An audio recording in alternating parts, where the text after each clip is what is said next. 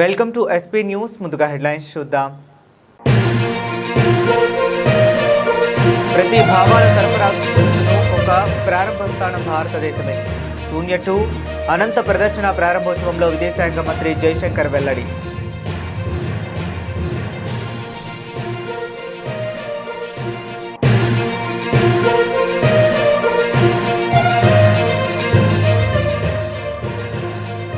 బల పరీక్షలో నెగ్గిన తమిళనాడు సీఎం విజయ్కు మద్దతుగా 144 మంది, వ్యతిరేకంగా 22 మంది ఓటు.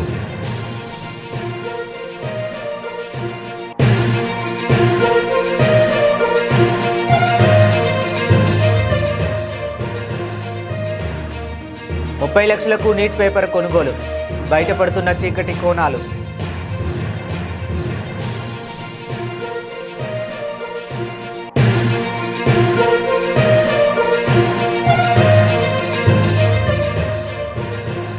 నా కుమారుణ్ణి నేరస్తుడిగా చూపే ప్రయత్నం చేస్తున్నారు, బండి సంజయ్ ఆవేదన.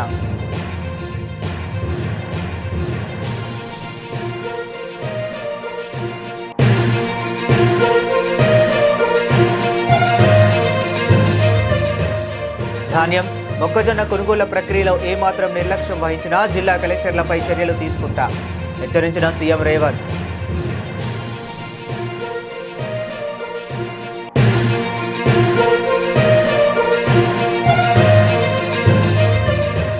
పుదుచ్చేరి ముఖ్యమంత్రిగా ప్రమాణ స్వీకారం చేసిన ఎన్ రంగస్వామి.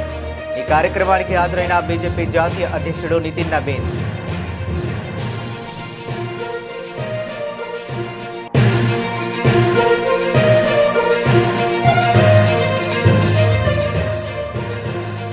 కష్టకాలంలో జెండా మోసే కార్యకర్తలకే ప్రాధాన్యం. ముఖ్య నేతలతో సమావేశంలో కేసీఆర్ దిశానిర్దేశం.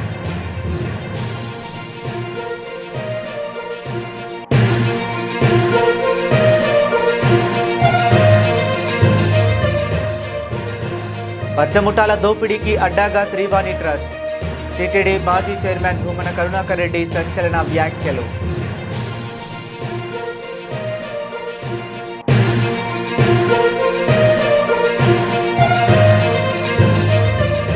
మోదీ సూచనలపై కాంగ్రెస్ దుష్ప్రచారం.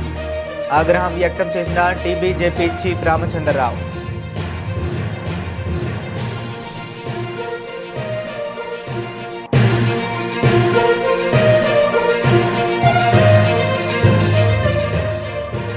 టీసీఎస్లో తీవ్ర లైంగిక వేధింపులు. జాతీయ మహిళా కమిషన్ నివేదికలో సంచలన విషయాలు.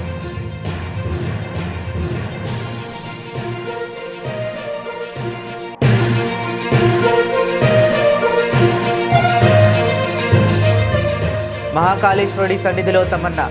భస్మహారతిలో పాల్గొన్న నటి భస్మహారతిని వీక్షించే అవకాశం కలగడం తన అదృష్టమని వ్యాఖ్య.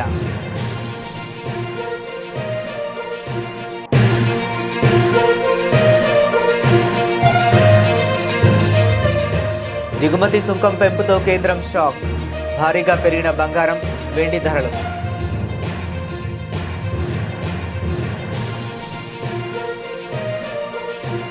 గణిత శాస్త్రం ప్రపంచవ్యాప్తంగా వ్యాప్తి చెందడం అనేది పరస్పర అనుసంధానానికి సంబంధించిన కథ.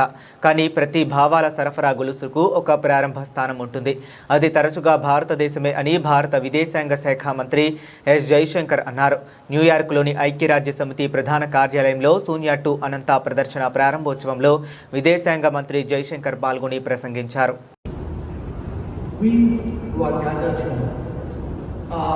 Not merely looking at numbers on the board.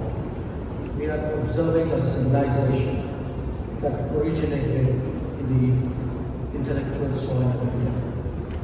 And this is an inheritance that is as much about the future as it is about the past. When we assemble at the United Nations, we often speak of a shared human heritage. Yet, if we look at the arc of modern history, the global narrative of scientific progress has, for far too long, been viewed through a narrow lens, limited in time and in geography. As geopolitical churn ushers in a political and economic rebalancing, it is inevitably paving the way for a culture to rebalance it too. And that will be done by making space for diverse narratives, including a more comprehensive understanding of our past. Today, we present to you an exposition on Indian civilization's contribution to mathematics. But it could equally well apply to other societies and different domains. We need to appreciate that democratization of technology, indeed democratization of the world, requires a democratization of history. It is only by righting the distortions of the past. Tamil Nadu అసెంబ్లీలో CM Vijay తన బలాన్ని నిరూపించుకున్నారు. నేడు జరిగిన బల పరీక్షలో 144 మంది ఎమ్మెల్యేలు అధికార టీవీకే పార్టీకి అనుకూలంగా ఓటు వేశారు. మరో 22 మంది వ్యతిరేకంగా ఓటు వేశారు. 5 ఎమ్మెల్యేలు తటస్థంగా ఉన్నారు. ఈ సందర్భంగా ముజువాని ఓటుకు బదులుగా స్పీకర్ సభలో ఒక్కో సభ్యుడి మద్దతు గురించి అడిగి తెలుసుకుని వారి ఓటును నమోదు చేసుకున్నారు. ఇక డిఎంకే ఈ విశ్వాస పరీక్షను బహిష్కరించింది. పార్టీకి చెందిన 59 మంది ఎమ్మెల్యేలు వాకౌట్ చేశారు. దీంతో సభలో సభ్యుల సంఖ్య తగ్గి మ్యాజిక్ మార్కుతో కూడా ఆ మేరకు కోత పడింది. మరోవైపు అన్నా డిఎంకేకు చెందిన రెబెల్ ఎమ్మెల్యేలు మద్దతుగా నిలవడంతో బల పరీక్షలో సీఎం విజయ్ సులువుగా నెగ్గారు. ఈ సందర్భంగా సీఎం విజయ్ ప్రసంగిస్తూ పలు కీలక వ్యాఖ్యలు చేశారు. తమ ప్రభుత్వంలో అందరికీ సమాన అవకాశాలు ఉంటాయని హామీ ఇచ్చారు. ప్రజలను నమ్ముకునే ఎన్నికల బరిలోకి దిగామని గుర్తు చేసుకున్నారు. అన్ని వర్గాలకు తమపై నమ్మకం ఉందని అన్నారు. తమను గెలిపించిన ప్రతి ఒక్కరికి ధన్యవాదాలు తెలిపారు. ఇక టీవీకేకు మద్దతిచ్చిన అన్నా డిఎంకే రెబెల్ ఎమ్మెల్యేల తరపున సీనియర్ నేత వేలుమణి మాట్లాడుతూ తాము ఎలాంటి మంత్రి పదవులను ఆశించట్లేదని అన్నారు. மாண்புமிகு பேரவைத் தலைவர் அவர்களே, திரு சி ஜோசப் விஜய் அவர்களை முதலமைச்சராக கொண்ட அமைச்சரவை மீது இப்பேரவை தனது நம்பிக்கையை தெரிவிக்கிறது என நான் மொழிந்துள்ள அரசினர் தீர்மானத்தின் மீது அனைத்து கட்சிகளை சார்ந்த மாண்புமிகு உறுப்பினர்கள் தங்களது கருத்துக்களை தெரிவித்து தீர்மானத்தை ஆதரித்தும் எதிர்த்தும் உரையாற்றியுள்ளனர். உரையாற்றிய உறுப்பினர்கள் அனைவருக்கும் என்னுடைய நன்றியை முதற்கண் தெரிவித்துக் கொள்கிறேன். இந்திய தேசிய காங்கிரஸ் கட்சி சார்பாக உரையாற்றிய மாண்புமிகு திரு சே ராஜேஷ் குமார் அவர்கள் தீர்மானத்தை வரவேற்றதோடு மட்டுமல்லாமல் மதசார்பற்ற அரசுக்கான ஆதரவு என கூறினார்கள். நிச்சயமாக இந்த அரசு மதசார்பற்ற அரசாகத்தான் செயல்படும் என்கிற உறுதியை தெரிவித்துக் கொள்கிறேன்.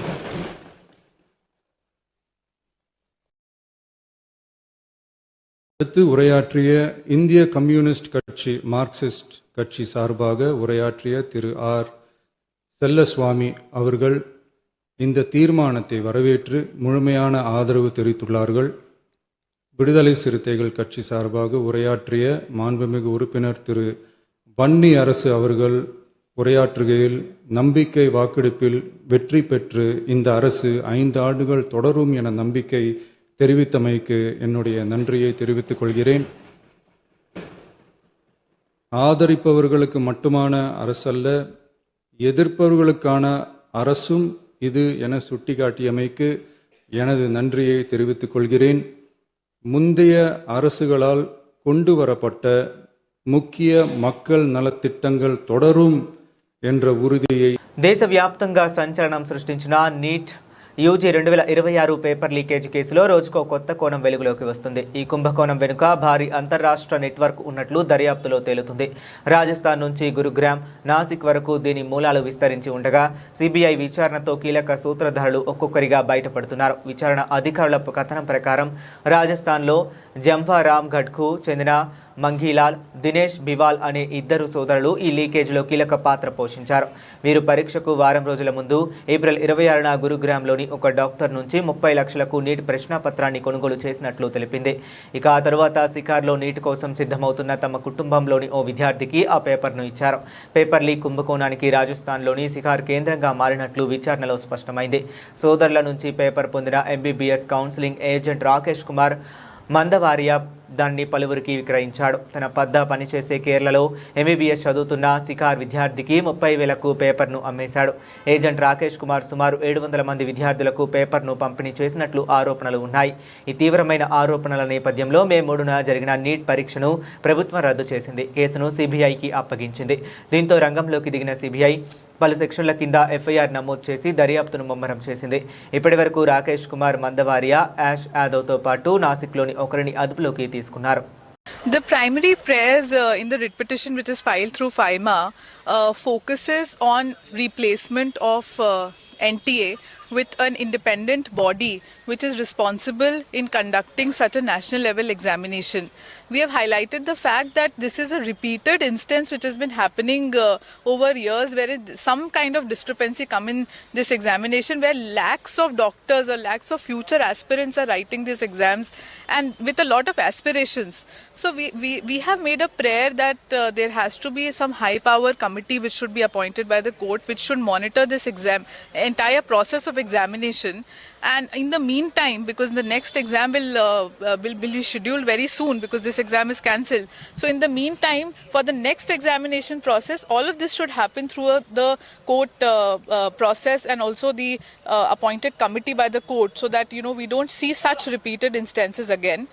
We have also prayed that the evaluation system and the examination evaluation system also should be monitored by some kind of centric key system or some kind of password protected system for the candidates, so that even in the evaluation there are many instances of tampering which the candidates question. So even those instances have been taken care of by the committee. We have highlighted that in last year there was a petition filed by Vanshika Yadav in the name of Vanshika Yadav versus Union of India, and couple of other tagged petition. And Supreme Court in depth heard the issue and also appointed a committee and also raised concerns regarding NTA's conduct in such a systemic failure. So we have highlighted that repeatedly, why is this happening? So either they should replace the NTA, or there should be a court committee who should strictly monitor their actions, so this should not be repeated again. Ma'am, seeing that now the CBI inquiry has also been initiated in this, is there any prayer regarding the CBI directions to CBI? Yes, we have made a prayer regarding the strict CBI inquiry in this, because in such an examination, our primary focus is how did the paper leak happen on a WhatsApp or a Telegram group, which is a very, very serious thing, because there are many candidates who had absolutely written this paper very, very well. So all their hard work is gone into waters. Now they have to again prepare for the exam, again write the exam, and also when they write the exam, what is the surety that this may not happen again? So there has to be some system which takes care of this entire event which is happening, recurring event which is happening every year. తన కుమారుడు బండి సాయి భగీరథ్ పై నమోదైన POCSO కేసుపై కేంద్ర హోంశాఖ సహాయ మంత్రి బండి సంజయ్ కుమార్ తొలిసారిగా స్పందించారు. తన కుమారుడిని ఒక నేరస్తుడిగా చిత్రీకరించే ప్రయత్నం జరుగుతుందని ఆయన తీవ్ర ఆవేదన వ్యక్తం చేశారు. కరీంనగర్లో జరిగిన హిందూ ఏక్తా యాత్రలో మాట్లాడుతూ ఆయన ఈ వ్యాఖ్యలు చేశారు. ఏ తప్పు చేయలేదని నా కుమారుడు చెబుతున్నాడు. అతడిని నేను సమర్థించడం లేదు. చట్టాన్ని, న్యాయాన్ని గౌరవిస్తా, కోర్టు నిర్ణయాన్ని శిరసా వహిస్తాం అని బండి సంజయ్ పేర్కొన్నారు. తన కుమారుడిపై జరుగుతున్న దాడిని చూసి కన్న పేగు తల్లడిల్లుతోందని, తన భార్య డిప్రెషన్లోకి వెళుతుందని ఆయన ఉద్వేగానికి లోనయ్యారు. రాజకీయ కారణాలతోనే తన కుటుంబాన్ని రోడ్డు మీదకు లాగుతున్నారని ఆరోపించారు.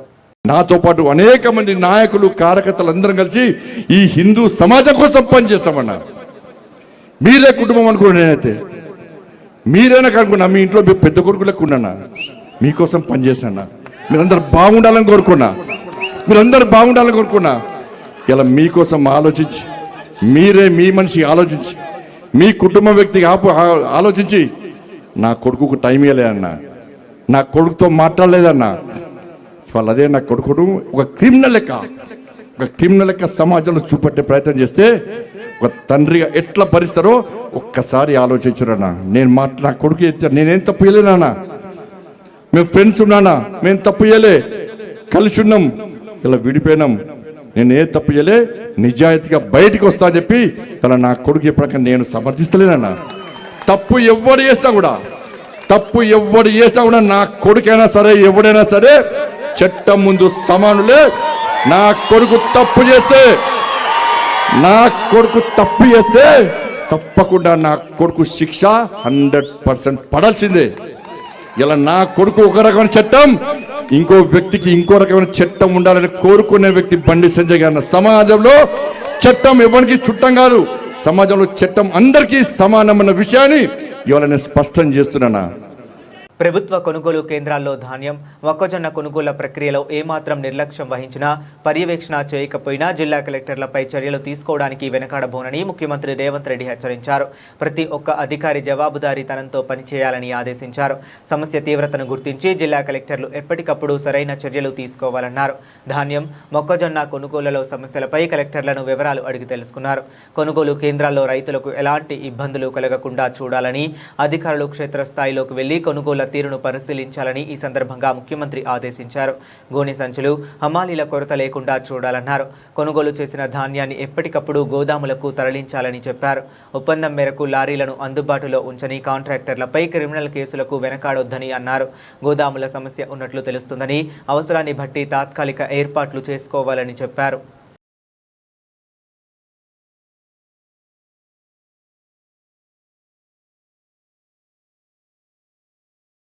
ఆల్ ఇండియా ఎన్ఆర్ కాంగ్రెస్ నాయకుడు ఎన్ రంగస్వామి పుదుచ్చేరి ముఖ్యమంత్రిగా ప్రమాణ స్వీకారం చేశారు. Puducherry lieutenant governor K Kailasanathan N రంగస్వామితో ప్రమాణ స్వీకారం చేయించారు. ఈ ప్రమాణ స్వీకార కార్యక్రమానికి బీజేపీ జాతీయ అధ్యక్షుడు నితిన్ నబీన్ కూడా హాజరయ్యారు.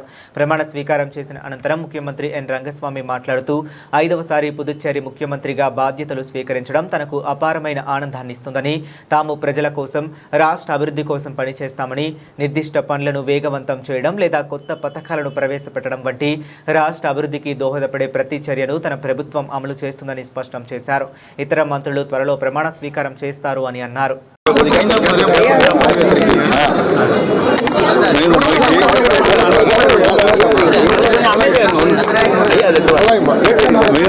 மிகுந்த மகிழ்ச்சி.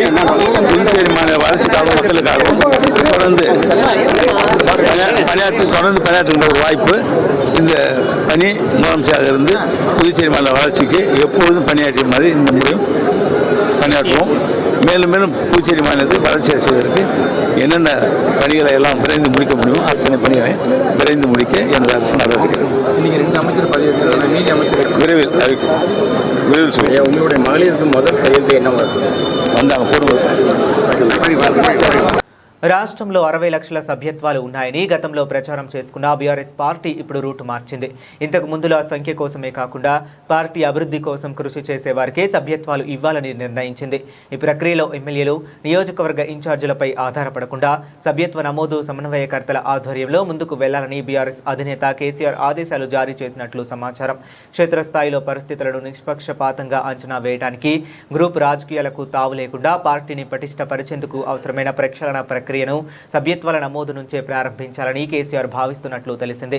పార్టీ భవిష్యత్తు కార్యాచరణ, సంస్థాగత నిర్మాణం, సభ్యత్వ నమోదు తదితర అంశాలపై చర్చించేందుకు ఎర్రవల్లిలోని తన వ్యవసాయ క్షేత్రంలో పార్టీ ముఖ్య నేతలతో కేసీఆర్ సమావేశమయ్యారు. ఈ సందర్భంగా కేసీఆర్ మాట్లాడుతూ కష్టకాలంలో పార్టీ జెండా మోసే కార్యకర్తలే అసలైన బలమని, వారికే క్రియాశీల సభ్యత్వాలు ఇవ్వాలని స్పష్టం చేసినట్లు సమాచారం. సంఖ్యను చూపించడం కోసమే ప్రభుత్వ సభ్యత్వాలు కాకుండా పార్టీ కోసం క్షేత్రస్థాయిలో నిలబడే వారికే ప్రాధాన్యం ఇవ్వాలని దిశానిర్దేశం చేశారు.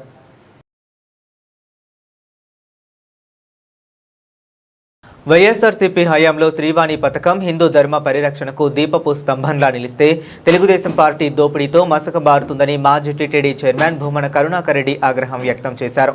తిరుపతిలోని తన క్యాంపు కార్యాలయంలో ఆయన మీడియాతో మాట్లాడుతూ టీటీడీ నిధులను తెలుగుదేశం పార్టీ నాయకులు చంద్రబాబు దోచిపెడుతున్నారని, శ్రీవాణి బ్రేక్ దర్శనం టికెట్లు ఆన్లైన్లో నిమిషంలోనే అయిపోతుంటే బ్రోకర్లు 15,000కు అమ్ముతున్నారని విజిలెన్స్ అధికారులు తేల్చడం తిరుమల ప్రతిష్టను దెబ్బతీయడమేనని చెప్పారు.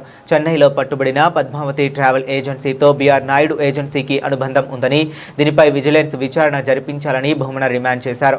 పచ్చముఠాల జేబులు నింపడానికే అధికారంలోకి రాగానే ఆలయాల నిర్మాణాల పనులను చంద్రబాబు ఆపేశాడని, ఇప్పుడు టెండర్లు లేకుండా కాంట్రాక్టు పనులు తెలుగుదేశం నాయకులకు కట్టబెట్టేస్తున్నాడని ఆరోపించారు. శ్రీవారికి భక్తులు నిలువు దోపిడీ ఇస్తుంటే చంద్రబాబు దేవుణ్ణే నిలువున దోచేస్తున్నాడని మండిపడ్డారు. శ్రీ వెంకటేశ్వర ఆలయ నిర్మాణ ట్రస్ట్, శ్రీవాణి ట్రస్ట్ పేరుతో ఒక హైందవ యజ్ఞాన్ని ప్రారంభిస్తే ఆ హైందవ యజ్ఞం జగన్మోహన్ రెడ్డి గారు ముఖ్యమంత్రిగా ఉన్న సమయంలో దాదాపు 4111 దేవాలయాలను నిర్మించటానికి శ్రీకారం చుట్టి 100 దేవాలయాలను పూర్తి చేసి మిగతా దేవాలయాలన్నీ కూడా ముగింపు దశలో ఉన్నటువంటి పరిస్థితులలో చంద్రబాబు నాయుడు గారు అధికారంలోకి వచ్చిన తరువాత 2024వ సంవత్సరం ఒక జీవో తీసుకొని వచ్చి ఆ ఆలయ నిర్మాణాలన్నింటినీ కూడా రద్దు చేసినారు. శ్రీవాణి పథకం ద్వారా జగన్మోహన్ రెడ్డి గారు 10,500 రూపాయల ఆ టికెట్లో 500 రూపాయలకే రసీదు ఇచ్చి 10,000 రూపాయలు కాజేస్తున్నారు వైసీపీ నాయకులు అని ఊరు వాడ విష ప్రచారం చేసినారు చంద్రబాబు నాయుడు, పవన్ కళ్యాణ్ ఇద్దరు కలిసి.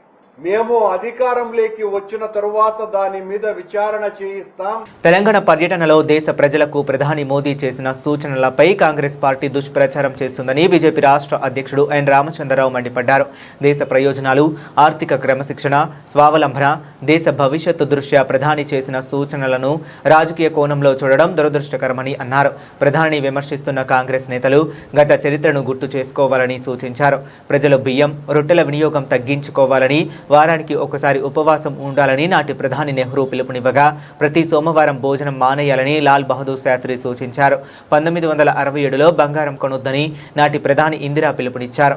1976లో బలవంతపు కుటుంబ నియంత్రణ చేపట్టారు. సబ్సిడీలను తగ్గించాలని మన్మోహన్ సూచించారు. 2013లో అప్పటి కేంద్ర మంత్రి పి చిదంబరం కూడా బంగారం కొనొద్దని ప్రజలకు పిలుపునిచ్చారు అని గుర్తు చేశారు. అప్పుడు కాంగ్రెస్ నేతలు ఎందుకు మాట్లాడలేదని నిలదీశారు. ప్రధాని మోదీ సూచనలు బలవంతపు ఆకాంక్షలు కావని, దేశ ప్రయోజనాల కోసం ప్రజలు స్వచ్ఛందంగా పాటించాల్సినవని మాత్రమేనని తెలిపారు. ఈరోజు ఇవాళ సీఎం రేవంత్ రెడ్డి గారు అన్నారు ఆర్థిక పరిస్థితి ఏం బాగాలేదండి. ఆర్థిక పరిస్థితి బాగాలేదని అనేది అప్పుడు ఇందిరాగాంధీ మాట్లాడినప్పుడు కానీ, నెహ్రూ మాట్లాడినప్పుడు కానీ, లాల్ బహదూర్ శాస్త్రి మాట్లాడినప్పుడు కానీ మన దేశంలో ఇంత పెద్ద క్రైసిస్ లేదు. కరోనా రాలేదు. ఇప్పుడు హర్మోజ్ నుంచి మనకు రావాల్సినటువంటి ఆయిల్ కూడా సరిగ్గా రాలేని పరిస్థితులు ఉన్నాయి. మొత్తం ప్రపంచంలో ఈరోజు ఆయిల్ కంట్రీస్ మీద డిపెండ్ అయిన అన్ని ఆయిల్ వల్ల మొత్తం ఇంటర్నేషనల్ క్రైసిస్ ఉన్నది. అయితే ఈ నేపథ్యంలో అమెరికా మే 11th నాడు $1.23 ఉంటే ఫిబ్రవరి 1కు 0.77 ఉంటే వాళ్ళు పెంచింది $1.23, $0.77 నుంచి $1.23 పెంచితే 59.74 పెంచారు. ఎప్పుడు మే 11 నాడు పెంచారు. US డాలర్స్, కెనడా డాలర్స్లో 1.29 ఉండే పెట్రోల్ లీటరు, ఇప్పుడు అది 1.85 43% పెంచారు. ఈ అన్ని దేశాలు కూడా south Korea 17%, China 15%, Italy 23%, Germany 7%, Australia 5%, Indonesia, Saudi Arabia, India, Brazil ఈ యొక్క 4 దేశాలు మాత్రమే పెట్రోల్ ధర పెంచలేదు. ఇన్ని దేశాలు పెంచినాయి. మళ్ళీ రాహుల్ గాంధీ గారు కానీ, మల్లికార్జున ఖర్గే గారు కానీ ఈ కాంగ్రెస్ నాయకు కనబడదా? సామాన్యం మీద భారం లేకుండా దేశాన్ని నడుపుతున్నాం మనం. మళ్ళీ ఎక్కడో చోట ఆస్టిరిటీ అంటే ఎక్కడో చోట మనం మన ఆర్థిక వ్యవస్థ అదుపులో తీసుకురావాలి కదా. ఈ విషయంలో మరి ఏం మాట్లాడుతున్నారో ఒక్కసారి కాంగ్రెస్ పార్టీ ఆలోచించాలి. ఇందిరాగాంధీ గారి కాదు, 2013లో ఈ టైమ్స్ ఆఫ్ ఇండియా 13/6/2013లో చిదంబరం గారు అన్నారు, Chidambaram to Indians, please don't buy gold, times of India. Chidambaram గారు 2013లో గోల్డ్ కొనొద్దన్నారు మీ కాంగ్రెస్ ఫైనాన్స్ మినిస్టర్. మళ్ళీ అప్పుడు ఎందుకు మాట్లాడలేదు? మీరు మల్లికార్జున ఖర్గే ఏం చేస్తున్నారు? ప్రముఖ ఐటీ సంస్థ టాటా కన్సల్టెన్సీ సర్వీసెస్ కు చెందిన నాసిక్ కార్యాలయంలో తీవ్ర స్థాయిలో లైంగిక వేధింపులు జరుగుతున్నాయని, పని ప్రదేశంలో మహిళల భద్రతను ఉద్దేశించి పోస్ట్ చట్టాన్ని ఏమాత్రం అమలు చేయటం లేదని జాతీయ మహిళా కమిషన్ సంచలన నివేదికను వెలువరించింది. ఈ మేరకు మహారాష్ట్ర ప్రభుత్వానికి మే 8న 50 పేజీల నివేదికను సమర్పించింది. నాసిక్లోని TCL కాల్ సెంటర్లో పనిచేస్తున్న మహిళా ఉద్యోగుల నుంచి వచ్చిన ఫిర్యాదులపై సుమోటోగా విచారణ చేపట్టిన NCW నిజ నిర్ధారణ కమిటీని ఏర్పాటు చేసింది. ఏప్రిల్ 18, 19 తేదీల్లో ఈ కమిటీ కార్యాలయాన్ని సందర్శించి ఉద్యోగులతో మాట్లాడి నివేదికను రూపొందించింది. కార్యాలయంలో విషపూరిత పని వాతావరణం, వ్యవస్థీకృత బెదిరింపులు ఉన్నాయని కమిటీ తన నివేదికలో పేర్కొంది. కొందరు నిందితులు మహిళా ఉద్యోగులను లక్ష్యంగా చేసుకుని వారి మత విశ్వాసాలను కించపరిచేలా వ్యాఖ్యలు చేశారని, ఇస్లాం గొప్పదంటూ ఒత్తిడి తెచ్చారని ఆరోపించింది.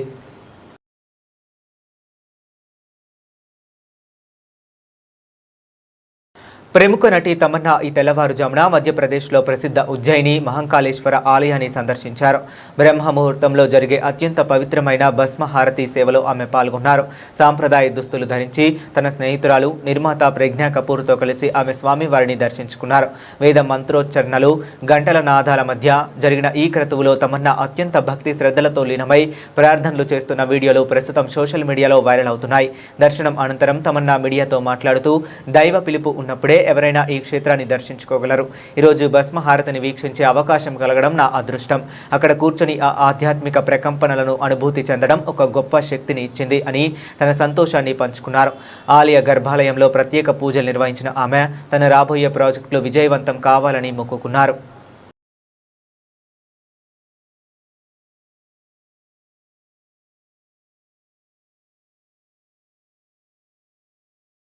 బంగారం, వెండిపై దిగుమతి సుంకాన్ని కేంద్ర ప్రభుత్వం రెట్టింపు కంటే ఎక్కువగా పెంచడంతో నేడు బులియన్ మార్కెట్లో ధరలు ఒక్కసారిగా బగ్గుమన్నాయి. మల్టీ కమోడిటీ ఎక్స్చేంజ్ లో పసిడి వెండి ధరలు ఏకంగా 8% వరకు ఎగబాకి సరికొత్త రికార్డులు సృష్టించాయి. ఈ నిర్ణయంతో దేశీయ మార్కెట్లో ప్రకంపనలు మొదలయ్యాయి.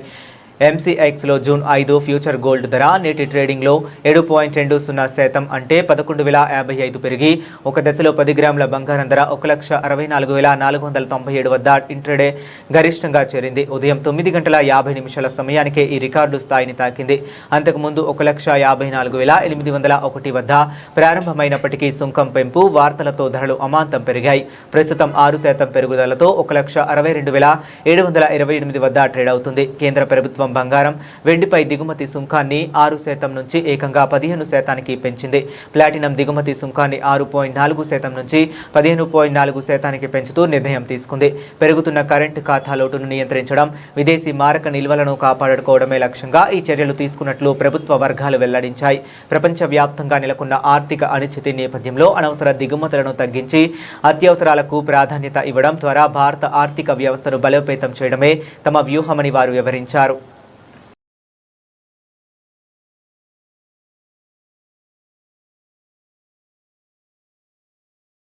బులెటిన్ ముగించే ముందు మరొకసారి హెడ్లైన్స్ చూద్దాం. ప్రతి భావాల సరఫరాకు ఒక ప్రారంభ స్థానం భారతదేశమే.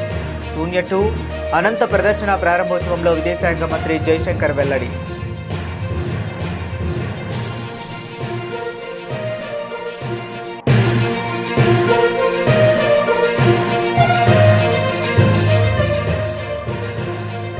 బల పరీక్షలో నెగ్గిన తమిళనాడు సీఎం విజయ్కు మద్దతుగా 144 మంది, వ్యతిరేకంగా 22 మంది ఓటు.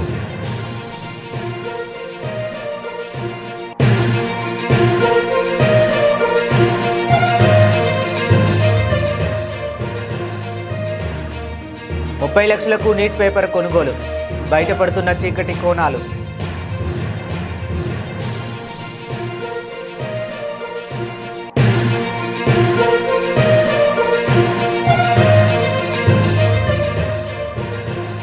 నా కుమారుణ్ణి నేరస్తుడిగా చూపే ప్రయత్నం చేస్తున్నారు, బండి సంజయ్ ఆవేదన.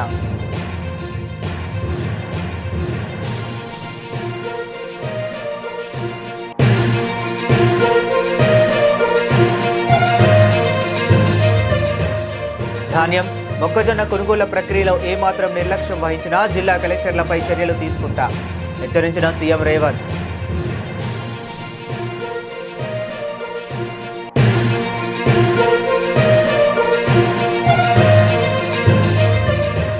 పుదుచ్చేరి ముఖ్యమంత్రిగా ప్రమాణ స్వీకారం చేసిన ఎన్ రంగస్వామి. ఈ కార్యక్రమానికి హాజరైన బీజేపీ జాతీయ అధ్యక్షుడు నితిన్ నబీన్.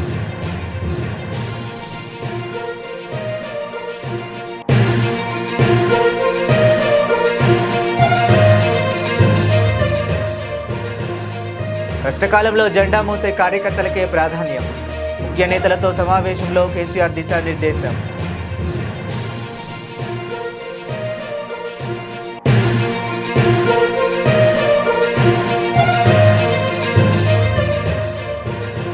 పచ్చముఠాల దోపిడీకి అడ్డాగా శ్రీవాణి ట్రస్ట్. టీటీడీ మాజీ చైర్మన్ భూమన కరుణాకర్ రెడ్డి సంచలన వ్యాఖ్యలు.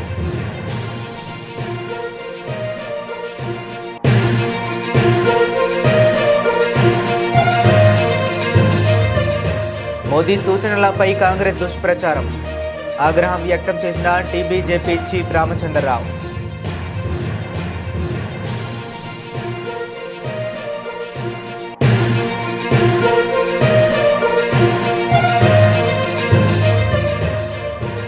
టీసీఎస్లో తీవ్ర లైంగిక వేధింపులు. జాతీయ మహిళా కమిషన్ నివేదికలో సంచలన విషయాలు.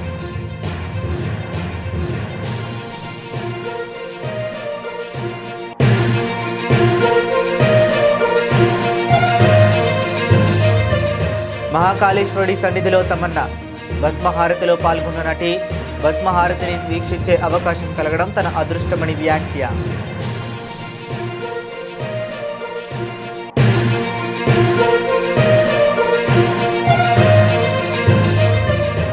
దిగుమతి సుంకం పెంపుతో కేంద్రం షాక్. భారీగా పెరిగిన బంగారం, వెండి ధరలు.